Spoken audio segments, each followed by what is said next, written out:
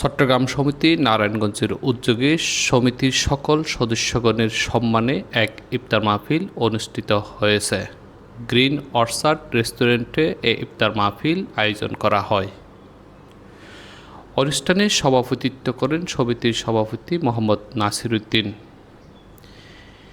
এ সময় সমিতির সার্বিক কার্যক্রম ও ভবিষ্যৎ পরিকল্পনা নিয়ে বক্তব্য রাখেন সাধারণ সম্পাদক মোহাম্মদ আব্দুল মুনাফ মুন্না।